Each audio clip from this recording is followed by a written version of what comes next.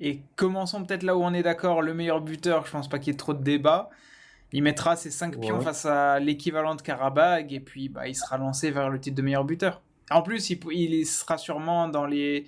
Il aura sûrement un 16e de finale à jouer, donc il aura 2 matchs en plus par rapport à tous les autres concurrents pour pouvoir marquer des buts. Donc, qui d'autre que Kylian Mbappé pour être meilleur buteur?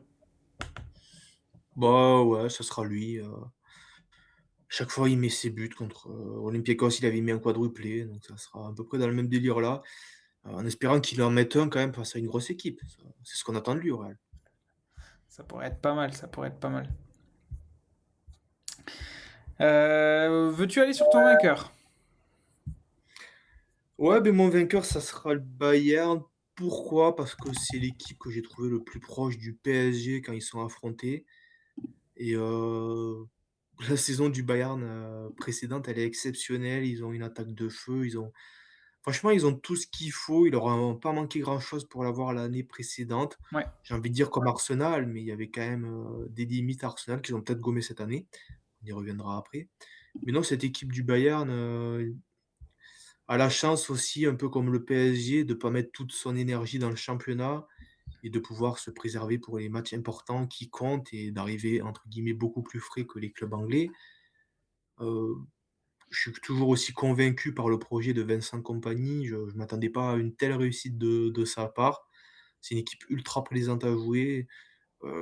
Leur titre l'année dernière, il a souffert d'aucune contestation comme, rarement, parce que Ouais. le Bayern gagne souvent, mais de cette manière-là, c'est presque du jamais vu. Donc je pense que ça cette fois-ci, ça va tourner de leur côté en Ligue des Champions. Je pense que le PSG, peut-être que enchaîner une troisième de suite, ça peut-être que ça va tirer la langue de peut-être que la réussite qu'ils ont eue, ces dernières éditions, ils l'auront pas forcément. Ça va peut-être tourner en faveur des Allemands et franchement, pour moi, ils ont tout ce qu'il faut pour aller au bout et je pense que ça va être, leur année. Et alors, pour le titre de meilleur buteur, Fred avait mentionné aussi Haaland. C'est vrai que ça dépendra aussi beaucoup comment dire, de comment City va tourner. Mais effectivement, c'est pas bête. Alors, et comme dit Fred aussi pour le champion, lui, il voit encore Paris. C'est Enrique, il a quelque chose, ce mec. Et c'est vrai que, mm, sincèrement, dans ma liste du top 3, je pense que en premier, je mettais Paris. En deuxième, je mettais le Bayern. Et en troisième, je mets Arsenal. Et c'est paradoxal, mais Paris, c'est peut-être l'année où ils sont censés être le plus à même de la re-remporter, parce qu'ils ont fait partir des seconds couteaux, ils ramènent de nouvelles personnes, ils ramènent Ferran Torres quand même, colle très bien à l'idée du PSG. Ils se renforcent encore, mais ils vont peut-être perdre Barcola, ils vont peut-être perdre Mbaye, ils vont peut-être déjà commencer à entamer une plus grosse rotation, l'air de rien. Et c'est là où ça peut peut-être causer des déséquilibres. Même si, franchement, j'ai toute confiance en Enrique dans sa capacité à gérer le sujet. Ils sont peut-être aussi encore plus à même de la re-remporter parce qu'ils vont pas sortir de la Coupe du Monde des clubs. La saison du PSG s'est terminée en juin et pas fin juillet. Donc, l'air de rien, il y aura beaucoup d'organismes qui seront reposés pour la reprise.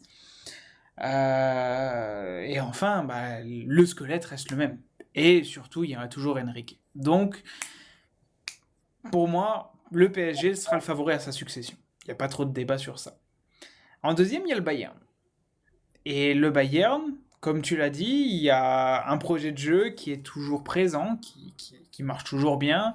Il y aura peu de concurrence, comme le PSG sur la scène européenne, sur la scène nationale, pardon. Il y aura toujours Kane qui sera là, il y aura toujours Olysée qui va continuer d'éclore, il y aura Luis Diaz qui apportera toujours les mêmes ingrédients. Il y a le jeune Karl aussi qui va sûrement continuer à pousser. Il y a Moussiala qui sera totalement remis de son opération des croisés. Derrière, il y aura toujours une charnière qui va tenir le coup, le milieu est toujours présent, donc il n'y a pas trop de doute à se faire. Mais je trouve pas que le Bayern s'est renforcé. Et c'est là où je trouve justement qu'Arsenal, on en a déjà parlé pour l'APL, mais Arsenal, eux, ils se sont renforcés. Il y a Guimarães, rien à voir, qui est arrivé. Il me semble qu'il y a deux, trois autres quand même renforts de poids du côté d'Arsenal. C'est les seuls où je trouve ils vont encore un petit peu plus loin. Et rien que pour ça, je pense que c'est eux qui vont la remporter cette année. Ils vont, ils sont allés en finale et ils vont aussi avoir moins de concurrence sur la scène nationale pour moi. Parce qu'on en parlait, on parlait du flou qui est arrivé du côté de City, de Liverpool, d'un petit peu partout. Bah peut-être que Arsenal, décomplexé par sa victoire de l'an passé, va dérouler en PL et en plus de ça, va pouvoir se donner de l'air pour les matchs de Ligue des Champions et la remporter, et remporter la première Ligue des Champions de son histoire. Soit on est d'accord, ça va se jouer entre 3 équipes, avec le PSG qu'on n'a pas cité, Ouais. sur la slide. Ouais, ouais. Oui, oui. Il y a Ce qu'il y peut-être a, une surprise, c'est mais s'il remporte une troisième Ligue des Champions, Enrique, il sera au Panthéon. Il n'y aura pas grand-chose à dire sur ça. il y a pas de doute là-dessus, mais et après on a aussi fait des prédits, donc la première concerne des clubs Attends, français je reviens juste parce de qu'on parle de coach, on parle ouais, d'Enrique et tout ça. Fred nous dit on peut parler ouais, de Mourinho, Guardiola, mais ce que fait Enrique, c'est fou et s'il part pas, il y croit. Je comprends pas la fin de la phrase, mais oui, ce que fait Enrique, c'est monumental. Il est déjà au oui, Panthéon. oui. C'est vrai qu'il est déjà au Panthéon. Il a 3 Ligues des Champions, il n'y en a pas énormément qui en ont 3. Il me semble qu'il y a Zidane, Ancelotti en a 4, et il y en a un autre qui en a 3, et je ne saurais plus citer son nom. Mais il n'y en a pas beaucoup. C'est, un ancien, je crois, Ouais, c'est ça. Mais s'il en obtient une quatrième, il rejoindra Ancelotti, qui est celui qui en a le plus à l'heure où on se parle. de toute façon, oui, il y a rien à dire sur Enrique, c'est monstrueux, Ouais. ce qu'il a accompli, bah, depuis une bonne grosse décennie maintenant. Ouais, ouais. Et même en comparaison avec Guardiola, bah Guardiola n'en a que 2. Bah, Non, il y en a Guardiola, 3. c'est un Il y en a 3. coach des champions, Il y en a 3. J'ai dit une bêtise. Guardiola, il en a 3. Il en a gagné 2 avec le Barça et une avec City. mais il aurait théoriquement dû en gagner plus. Non. Et s'il l'a perdu, c'est qu'il y avait une raison. Mais théoriquement. Il aurait pu en gagner plus. Il aurait pu en gagner plus, mais il l'a pas fait. Pour moi, il aurait dû. Il aurait dû. Ah, et oui, oui, il aurait dû. Mais il l'a pas fait. Enrique, il est Oui, arrivé, il oui. a posé les couilles et il est reparti.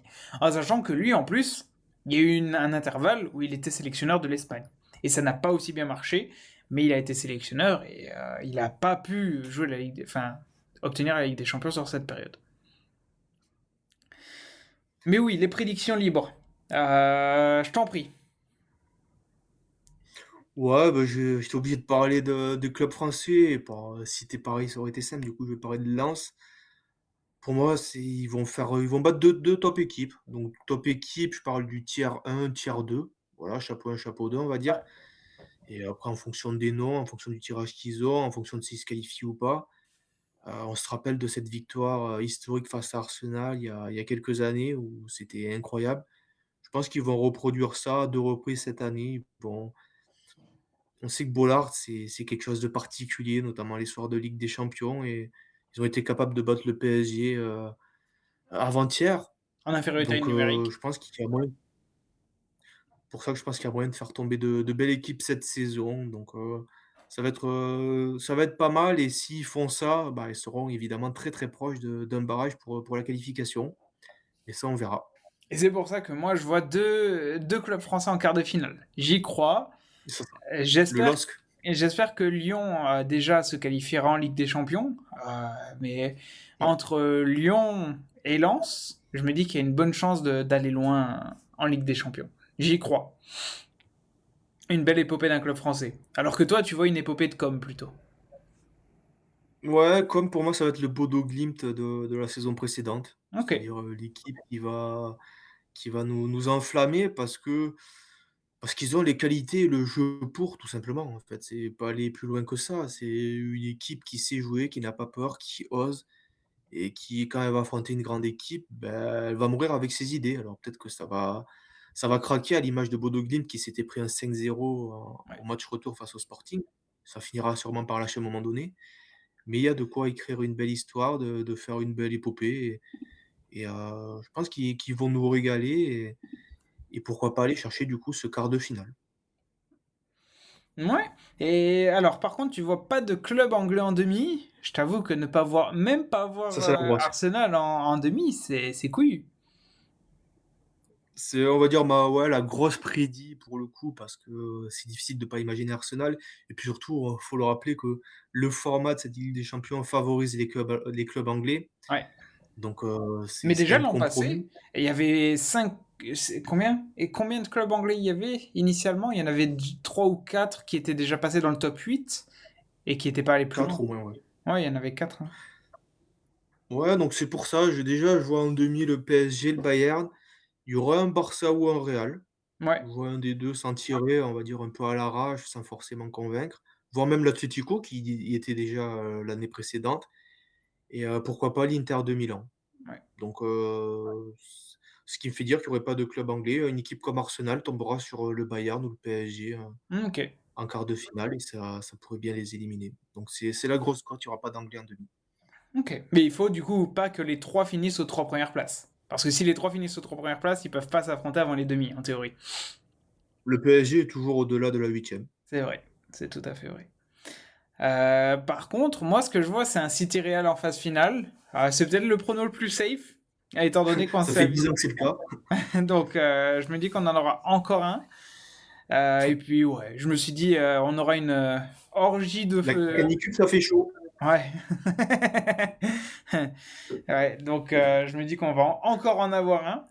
Et je me suis dit que le Barça aurait aussi le plus haut nombre de buts inscrits sur la phase de Ligue. On verra ce que ça nous dit. En fait, c'est si le Bayern n'existait pas, peut-être. Ouais, mais je pense que le Barça a des arguments à faire valoir aussi. Ça dépendra du tirage aussi. Tout à fait.